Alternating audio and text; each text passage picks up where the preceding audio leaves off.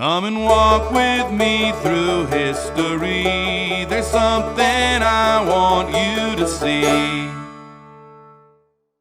Hey, I walk by here all the time, and for years I've often wondered why this building is called the Lafayette. Can you see that there? See, it's the Lafayette building. Well, the other day I started looking into it. While doing that, I discovered the story of an Irishman who built it. He survived a childhood of famine at home and as a young man emigrated here to Portland, just in time to see it burn to the ground. But he turned that catastrophe into an opportunity, eventually making his fortune, becoming both a city councilor and an advisor to the governor.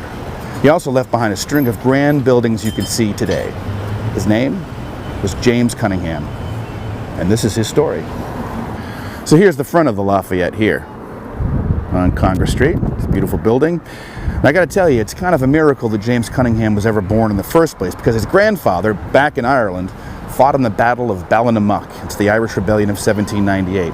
And at that disaster, the British won, and they killed over 500 of the Irishmen who were fighting. And then after that, they hanged 200 more. Well, somehow his grandfather survived all that, and Cunningham was born May 8th, 1839 in County Leitrim. It was just in time for the Irish famine years of the 1840s, where over 1 million people died of hunger and disease. Well, I don't know any of the details of how Cunningham made it through that tragedy either, but he did. Probably had something to do with the fact that his family worked in the building trades. Instead of farming, both his father and his grandfather were both skilled stonecutters. In any case, Cunningham emigrated to Portland in 1863 when he was 24 years old.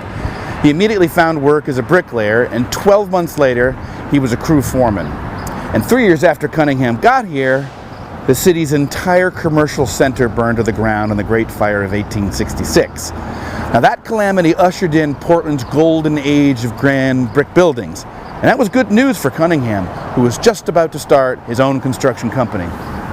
You can still see a bunch of the buildings Cunningham's firm built in the city, including the giant J.B. Brown block here on Congress Street, the Lancaster building, the Baxter building, which at some point got covered in some pretty fugly stucco, and of course the Lafayette building here, which got me started on this whole story to start with. Anyway, Cunningham built this one for himself after he'd retired from the construction business. And it was one of the grandest hotels in all of New England when it opened its 250 rooms in 1903. And it was built on the site of the former Muzzy boarding house where General Lafayette of Revolutionary War fame supposedly stayed when he visited Portland in 1825, and that's why it's called the Lafayette. Now, the hotel was converted into apartments sometime in the 1960s, I think.